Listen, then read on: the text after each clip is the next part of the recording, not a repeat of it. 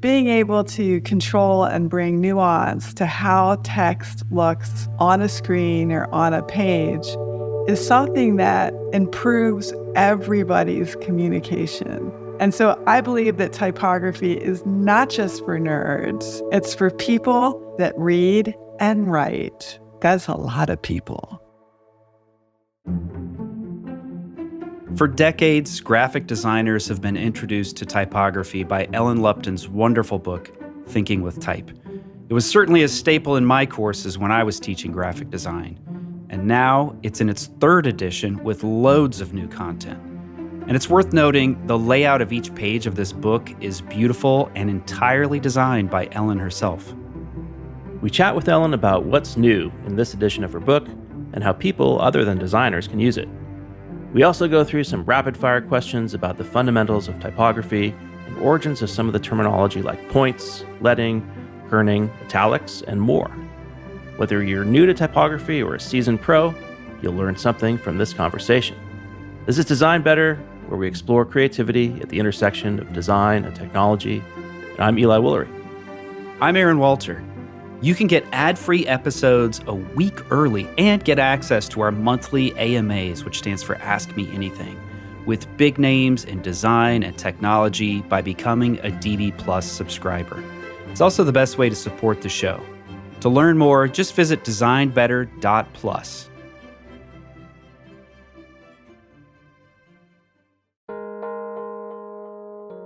We'll return to the conversation after this quick break.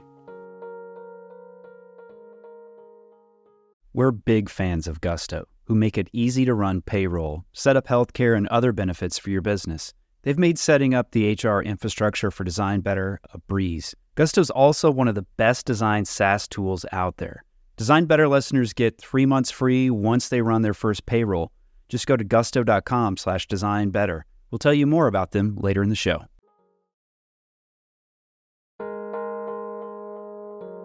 And now, back to the show.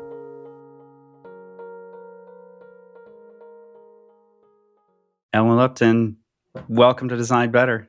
Hey, it's so great to be here.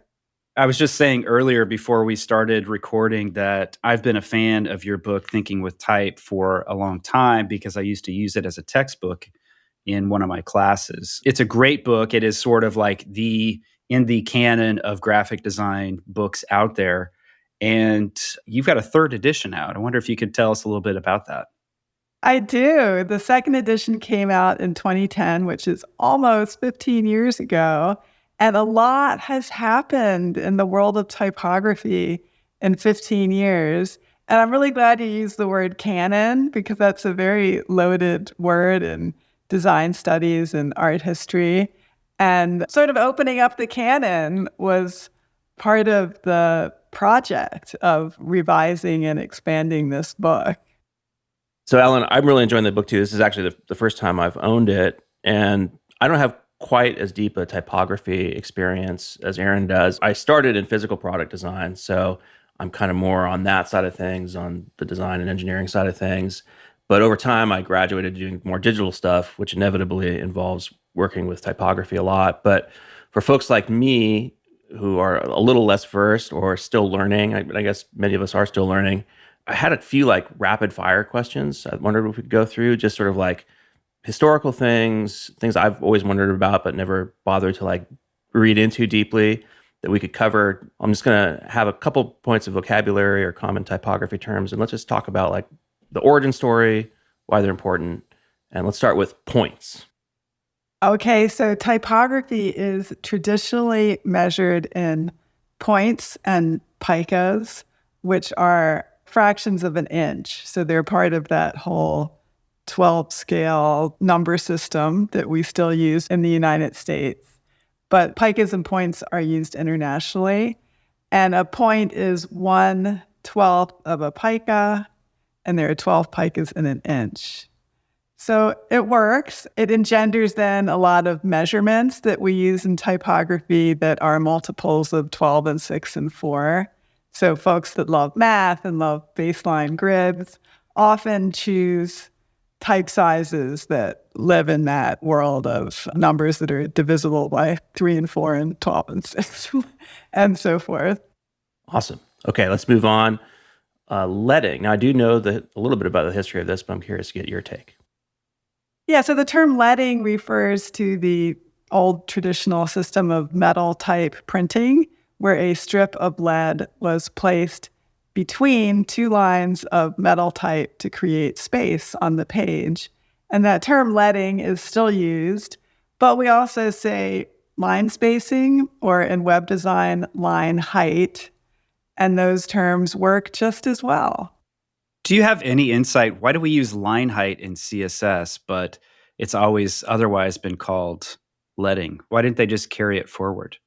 Well, they're a little bit different because leading is measured from baseline to baseline, and line height is like the whole space that the type takes up. So it may be beneficial that these are separate terms because they don't actually mean precisely the same thing. Got it. Yeah, I wondered if it was a word like dashboard, which used to be the board behind the horses, the front of your carriage that would keep the mud from flinging up in your face. And when we had cars and we started to put instruments there, and then when we started to create software, we put all of our instrumentation on a dashboard. I did not know that. That sounds like a lot of horse shit, right? Yeah, it sounds like a lot of horse shit. Yeah, so, okay, I'm learning something. How about kerning? So kerning refers to the space between 2 letters.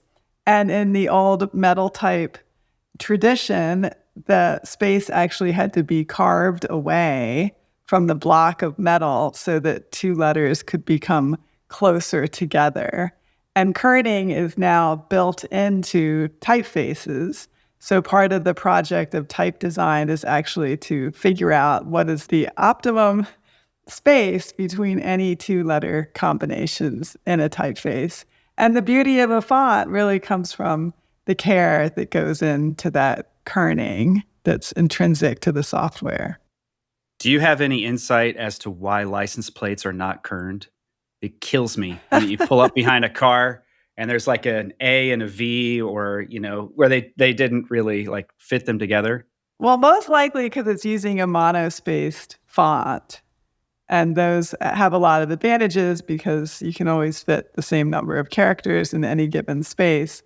But the disadvantage is that some characters naturally want to be wider than others, and so it creates uneven spacing. Monospace is a whole fascinating area of typeface design. Lots of designers love monospace, but you kind of have to use it sparingly. It's almost like salt and pepper, but not the main dish. And why are so many coding environments, code is written in monospace? Well, I don't have the exact answer to that. Certainly it relates to the tradition of typing in ASCII characters. I think there is an airiness to monospace characters that gives them a certain kind of legibility on screen. They generally have more space around them than kerned or proportional typefaces. I think it works, but I think it's also like part of tradition and guys not wanting to change how things look. Fair enough.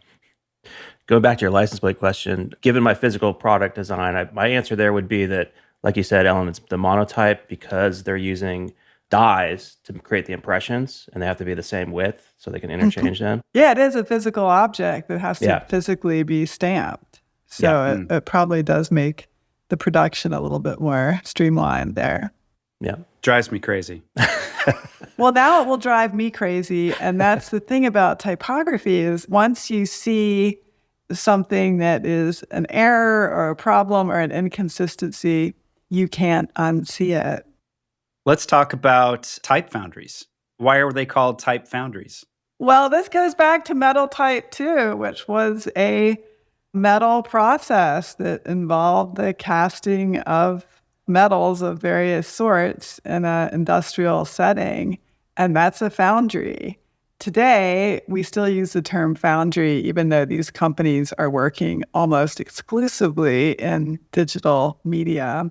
So there's so much about vocabulary that really does have this historical resonance to it, which I just love. I think it's charming. So charming. It is, yeah. How about italics?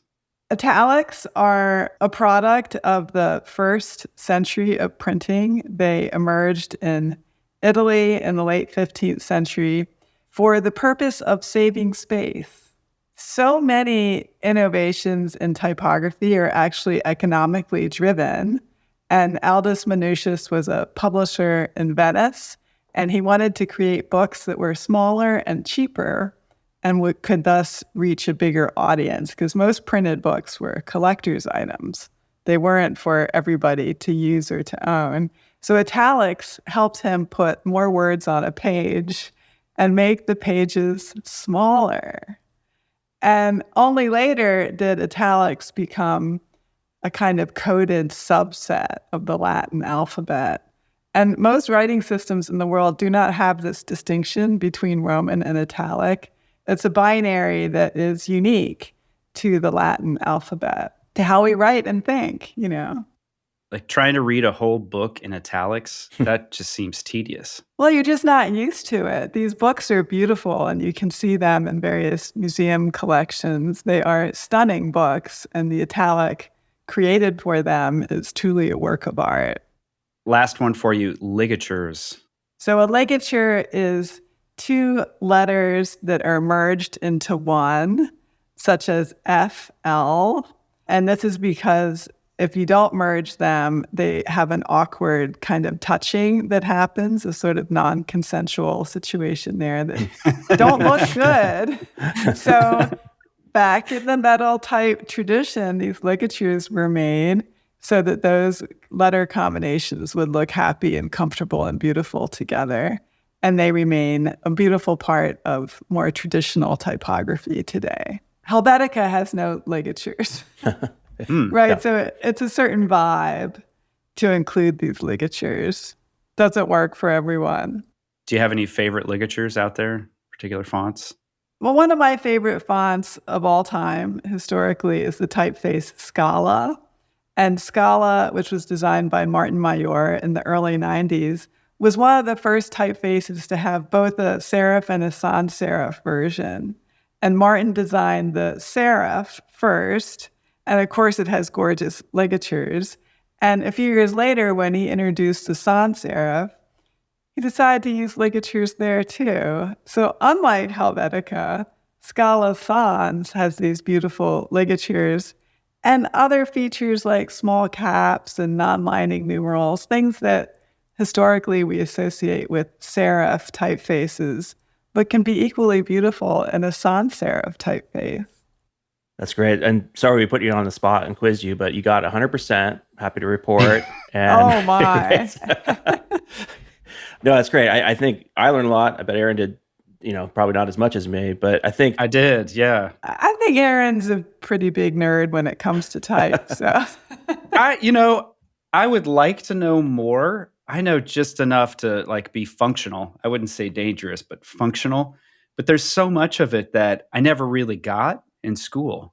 And I think a lot of our listeners, that's the case. They know a bit about typography. They know some of the basic terms, but just going through the historical origins of some of these things, it's sitting in front of our faces day in and day out. And yet we just don't really understand the meaning and the history of these things.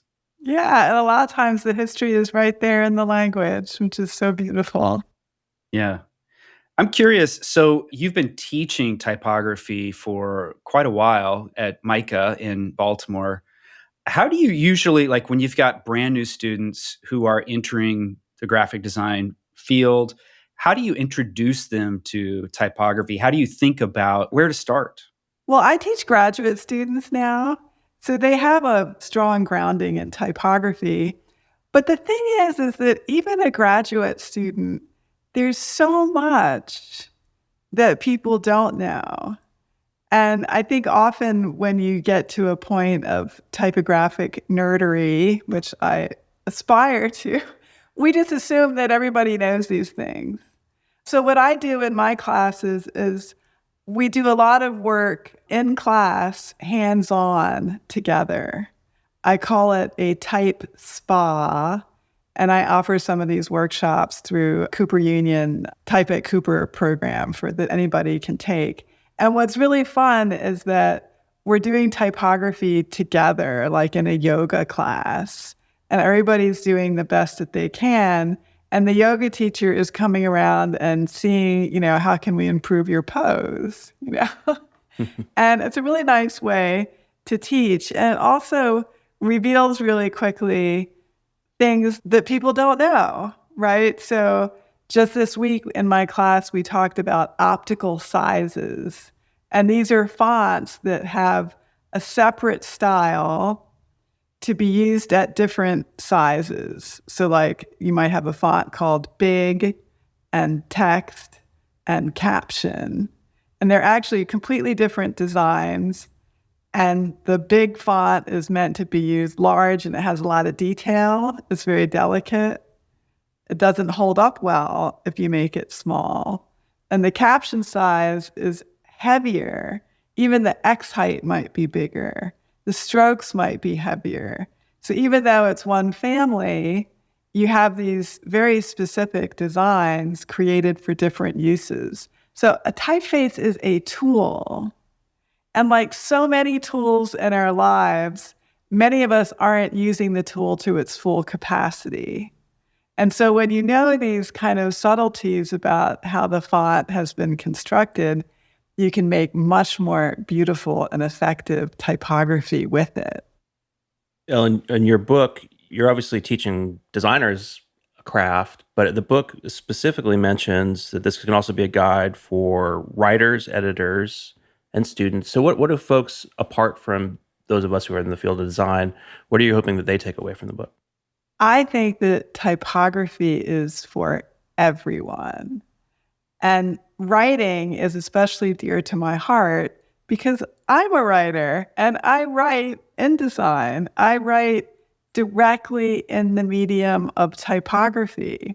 And the fact is, most writers are doing that to some degree. So if you think about writers who are working in content management systems or using Medium, or they have a newsletter platform, or they're creating Salesforce type messages, right? All of that requires some understanding of typography. And it may not be the foremost thing on such a writer's mind, but being able to control and bring nuance to how text looks on a screen or on a page is something that improves everybody's communication. And so I believe that typography is not just for nerds. It's for people that read and write. That's a lot of people. Amen. And I am just blown away by how many times going through the world I see that, you go into a doctor's office and the critical signs that sort of guide you through or establish some understanding of the space is written in something like Comic Sans. I'm going to my doctor for expert advice, and this looks like, it just looks like garbage, like someone just sort of scrawled it out on a piece of paper. But I think it's just that people don't know that the typography that we choose, and we don't have to be typographic experts, but just like some base understanding, it affects the way our message is received. I wonder if you could talk about how do you guide people in the book, in the classroom, to choosing the right typeface for the message? So at the beginning of a project, you have to ask yourself, what is the primary purpose of this project? So in some cases, the primary purpose might be having people read long-form text. If that's the case, then choosing a beautiful text family would be a starting point. If the purpose of your project is branding a new brand of tinned fish or, cream soda, then reading a lot of text is not so important. And you're going to be looking for a typeface that really conveys the emotion and the sensual message or the historical vibe that your brand is seeking to do. So that's like an initial point. And let's say in this decision tree that we've chosen a brand type, some bubbly, soft, cheesy thing that looks like hot chocolate, right? Well, almost necessarily, you're also going to need to marry that with a more functional sub-family for conveying all the other kind of straightforward information that your brand requires. And so then you look for what is going to complement and support that primary brand font. So it's just a process. And it's a process that always comes back to function, to what are you trying to say? And how do you choose a typeface that supports that? We'll return to the conversation after this quick break. Support for Design Better comes from our friends at CrashPlan. Visit crashplan.com/designbetter to sign up for a free trial and take advantage of one of their limited time buy one, get one offers. Let's do a little thought experiment together. Imagine for a moment that you no longer have access to your computer. Say you spill coffee on it, it has an unrecoverable crash, or someone steals it. How much would a total loss of your data disrupt your work and your life? It would be significant, right? This is why you should be protecting all your work with an unlimited backup and recovery solution like CrashPlan. CrashPlan works efficiently in the background while you work, encrypting and sending all your new or changed files up to their secure cloud every 15 minutes. And they make it simple to restore some or all of your data, and with unlimited version retention, CrashPlan can also be your ultimate rewind button. I dropped my laptop on marble stairs just about an hour before stepping on stage at a big conference in Europe, and I lost my presentation. I didn't have a backup. CrashPlan would have saved me in that moment. Businesses of all sizes can benefit from CrashPlan's multi-tenant capabilities. Buy as many user licenses as you need, and then you can easily manage them all under one account. Just go to crashplan.com/designbetter to sign up for a free trial. Try it out and see what you think. Take advantage of their limited time buy one, get one offer for Design Better listeners. That's crashplan.com/designbetter. Back up better with CrashPlan. Support for Design Better comes from Uplift Desk, creators of office furniture designed to help you work better and live healthier. If you sit all day at work, like most of us do, and you've never tried a desk that can transition between sitting and standing, let me tell you, it's a complete game changer. I often struggle with hip pain that's caused by prolonged sitting, and a standing desk has helped me switch up my posture during the workday so I can avoid that pain and just feel better. Standing while I work, it helps me get those creative juices flowing, and it helps me focus and stay productive. I'm way more alert, which is helpful, especially after lunch. Each standing desk from Uplift Desk is built with solid materials. They have so many different beautiful woods to choose from. They're built to last, and you can customize it to match your space. Plus, you get free shipping, free returns, and an industry-leading 15-year warranty that covers the complete desk. Eli and I love their products, and we know that you will too. Just go to upliftdesk.com and use code DESIGNBETTER5, and you'll get 5% off your order. That's upliftdesk.com to get 5% off your entire order with promo code DESIGNBETTER5. Check them out. Introducing Wondersuite from Bluehost.com, the tool that makes WordPress wonderful for everyone. Website creation is hard, but now with Bluehost, you can answer a few simple questions about your business and goals, and the Wondersuite tools will automatically lay out your WordPress website or store in minutes. Seriously. From there, you can customize your design, pick your brand colors, and add blocks. No custom theme or coding required.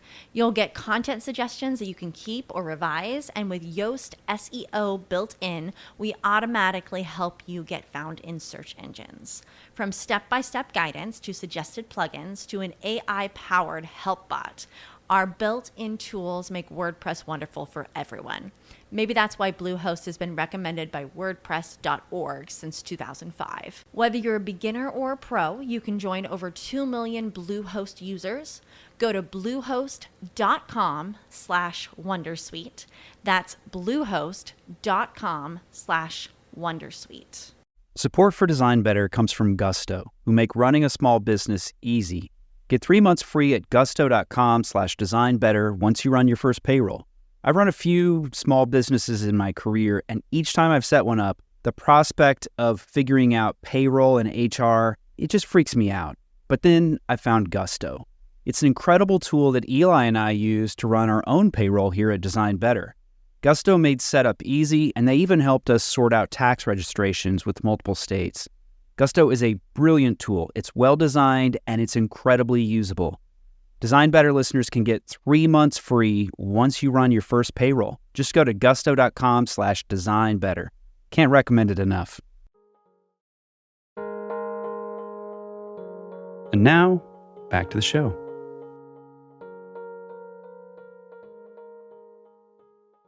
One other thing that some folks who are new to typography struggle with a bit that Aarron and I have both observed is hierarchy and understanding how hierarchy works. How do you teach that to newer students? So the way I talk about hierarchy is I compare it to an ice cream sundae. And so if you think about an ice cream sundae, vanilla ice cream is your Garamond, right? It's beautiful, it's classic, it's neutral, and it is boring. Nobody wants to eat 3 scoops of vanilla ice cream.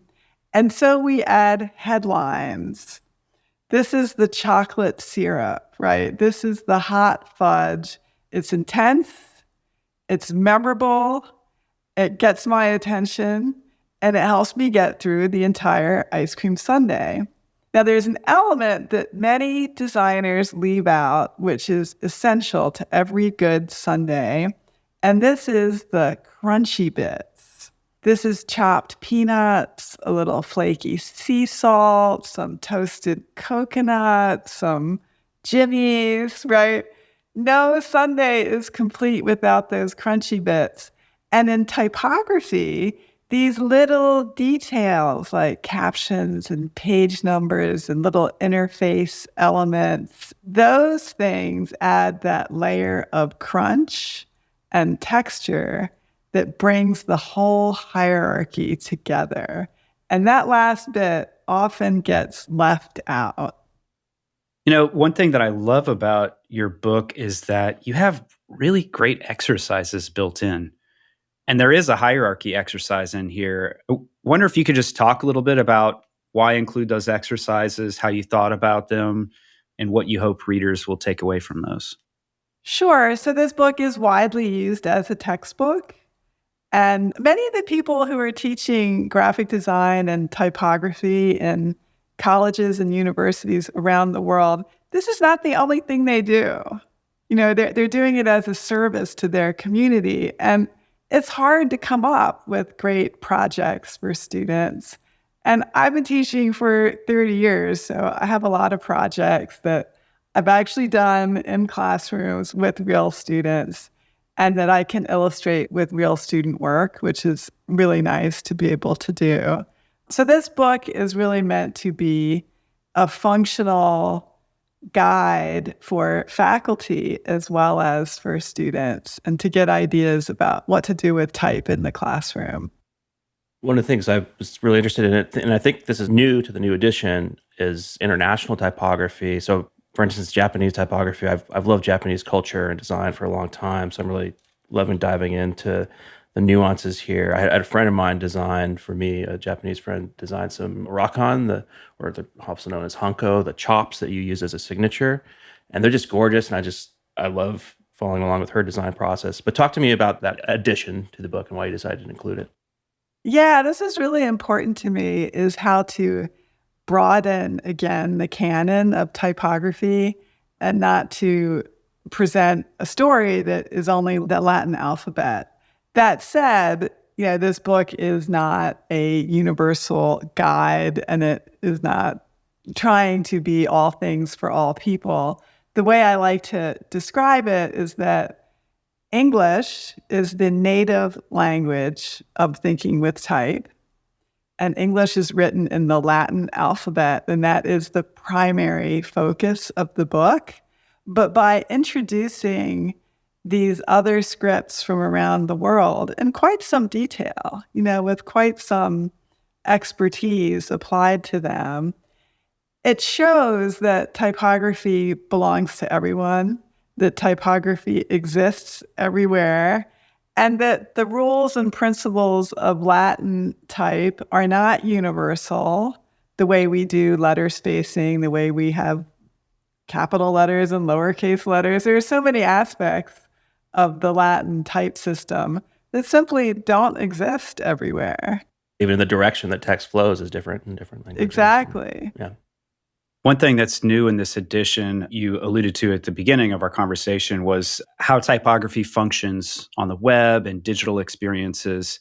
And there's a ton that's changed with responsive typography. You even touch on hierarchy in here, semantic hierarchy with HTML and so forth. What did you learn in the process of writing this new edition of the book about best practices of typography on the web? Well, so much has changed, right, since 2010, like the explosion of web fonts and the availability of so many more typefaces and how we access them. The whole theory and practice of responsive type, which is so important. A lot of the principles of typography are still the same, right? That we want the right amount of space between elements. We want a hierarchy that has enough grain to it, right? Enough distinction. But with fluid typography or responsive typography, that stuff has to change on the fly. And even the size relationships might be different on a different viewport. So for example, the difference in scale between a headline and text can be much bigger on my desktop than on my phone. So a designer is working out these relative relationships in a world that's flexible, right? That's very challenging. And it's really applying the principles of typography to just a context that's more flexible. When you open your book or look at the front or back cover, there's these cool little specimen sheets that are inserted in there. What was the process for choosing the type that was included in those specimens? That's a great question. So the first two editions of this book also have a specimen when you open it. And the specimen on, front and back covers are completely canonical. They're the typefaces that I learned about when I was a student at Cooper Union, Baskerville, Helvetica, Dido, like this certain list of typefaces that represents a kind of fundamental literacy for graphic designers to know those fonts.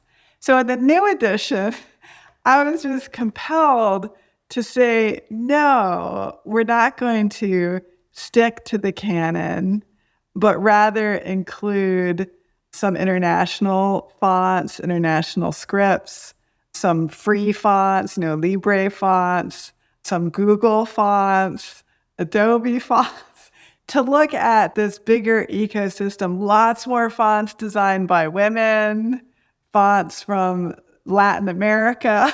The type world is just bigger than Dido and Helvetica. And this book really acknowledges that. So by having it actually fold out and that these font specimens are bigger than the book, suggests a more expansive view of what typography is. That's wonderful. I assume that, did you do all the layout for this book as well? Yes, it's so much fun. That's incredible. I'm just curious, how long did you work on this? Because, each page, though there's clearly like a system, each page really feels crafted. Yeah, it's very intricate. Because I write and design in one process, I'm able to make these very intricate relationships between the image and the type. I really tried to give it more space and more breathing room than the first two editions. I have so much love for typography and I want every inch to be full of more stuff and more examples and more ideas. So I'm trying to give it a little more space to breathe, which I think I did. But it is an intricate book with a lot of information. It's great. It has those nice crunchy bits you alluded to on the Very chocolate. crunchy. Sundae. Yes, very crunchy, crushed very peanuts for sure. Yeah. I'm curious, this is maybe a hard question to direct to you instead of to readers, but what gives this book staying power? Because it's been around for a long time. When did the first edition come out? The first edition came out in 2004. 2004. Yeah. So we're 2 decades in of thinking Mhm. with type. I mean, it's been a great book for a long time, but I'm curious, what is it about this book that has given it staying power, do you think? Well, this book is really created for readers. And that may seem obvious that like all writers are thinking about their readers, but that's actually not true. A lot of writers are thinking about their own intellect and displaying their intellect or pursuing their wildest, weirdest dreams of, rabbit holes they want to go down. And when I create a book, I'm constantly pulling back and asking myself, will a reader understand this? And let's say that reader is 18 years old and they're an international student and English is not their native language and Latin is not their native alphabet, but they want to learn how to do typography.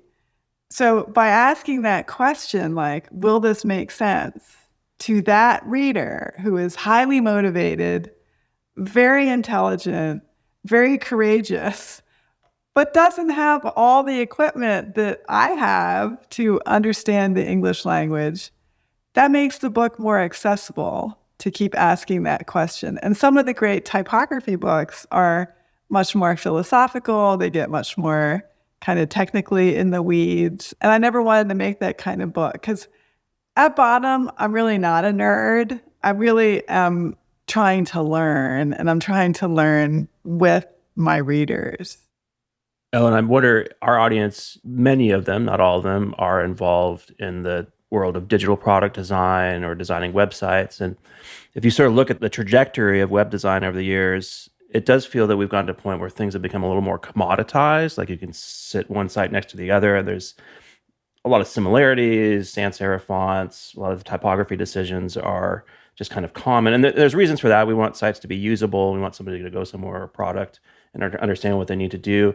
But I'm wondering if you have any tips for injecting a little bit more of a human element, some creativity, just based on your type perspective for the folks listening.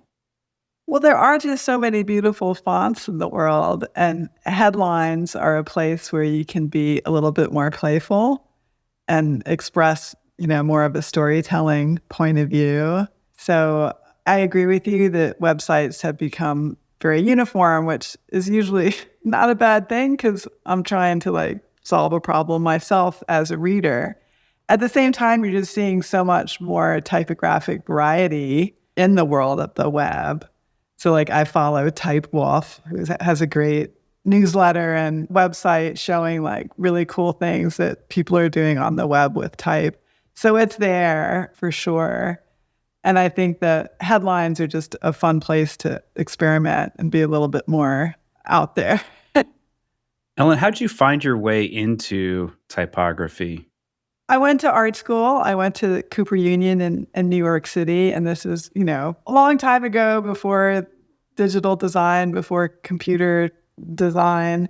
And so back then, graphic design was really for neat people.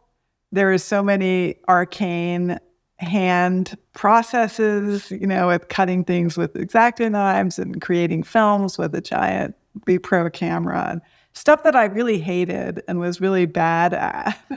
I was really close to quitting graphic design as a student. But what got me was that typography is language.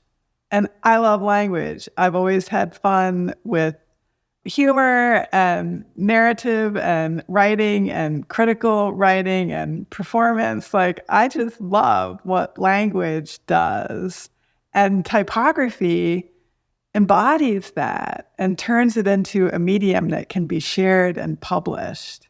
So that's what got me, was type meets language. And I've never looked back. I'm so in love with it. We had on Jonathan Heffler a little while back as part of this series and talked to him a bit about, pairing type. And I always loved going to his site because I felt he did such a good job of outlining this pairs well with this pairs well with this. But I'm just curious, would love to get a kind of different perspective on your thoughts on pairing type. Yeah, so pairing type, you kind of have these two goals, right?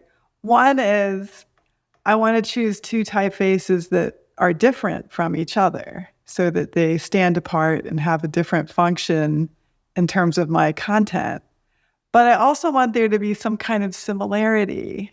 So if you think about wine and cheese, wine is sour and thin, and cheese is fatty and rich. But they're both fermented, right? They're both aged products. So on the one hand, they have this wonderful contrast. On the other hand, they're married together, like chocolate and coffee, right? One is buttery and rich and sweet, and one is sour and kind of abrasive, but they're both bitter. They have this underlying connection. So in combining typefaces, we want to look for those similarities as well as the more obvious differences. So similarities could be X height. They could be the shape of the terminals on the letter C. They could be a historical period. They could be coming from the same designer as a kind of shared language. So all those things can be ways to bring together two typefaces as well as keeping them separate. A minute ago, you said that you were just curious, like that's how you got excited about typography and that intersection of language and design. It feels like you have a system that you've built for yourself over the years. You've been teaching for a long time. Sounds like, 30 plus years, which is a long tenure. You've written so many books. We're talking about one book today, but you've written about the Bauhaus, about health, about so many different things, storytelling. You're writing, you're designing, you're teaching. There are all these different vehicles for pursuing your curiosity. Is there a relationship there, a virtuous cycle? How do you think about how all of that stuff fits together for your own health, well-being, and growth? Well, it's all teaching. Everything I do is conveying information to an audience. I also love public speaking. I do a lot of lectures. I really love that medium of being in a room with people. I've gotten really into social media. I have this personality on Instagram called Type Mom. So you can follow Type Mom at Ellen Lupton. And I'm doing these videos that explain principles in typography, but a lot of times through cookies and cakes and things that I make that demonstrate type principles in a way that's just really sensual and direct and playful and fun. So I just love it. To me, it's all one big thing, which is sharing my love of graphic design with the world. It's I just love design and I love talking about it and I love creating content that makes it more accessible to people. Ellen, you've already mentioned a few things of interest for our audience. I'm sure things like Type Wolf, your own Type Mom. Are there any other books, podcasts, movies? It doesn't have to be necessarily type related or work related that's inspiring you at the moment. Well, I love your podcast. Great stuff. Thank you. I, read the news a lot. That is, often disturbing, but keeps you connected to the world. I love to read novels and literature. I watch a lot of TV where there's a ton of type going on. In terms of graphic design, I buy a lot of books, try to read them. There's a lot of publishing, a lot of really cool, independent things that come out of Europe, which is really fun. There's a woman named Sophie Bayer who does these incredible, little tiny books called Type Tips. And they're so much more than tips. She really brings a scientific point of view to typography. She's an amazing new voice in type stuff. You said you watch a lot of TV. Anything that you've been watching lately that you found particularly interesting or inspiring? I love the new season of True Detective. Highly recommend it. Nice. I like the first and I think second one. I didn't get a chance to watch the third one yet, but this new one's good. Worth yeah, it's diving really into. awesome. Okay. It's really out there. Good to love know. it. Good to know. Intense. Well, Ellen, it's been a treat to talk to you, and thank you for sharing. Where can people learn more about you, learn more about your book, the third edition, Thinking with Type? Well, follow me on Instagram at Ellen Lupton. I have a website, ellenlupton.com, but that's more of like a resume, But you can see all my books there and links to them. I have an author page on Amazon, lots of cool books to check out. Fantastic. Ellen, thank you so much for being on Design Better. I loved it. So great to see you both.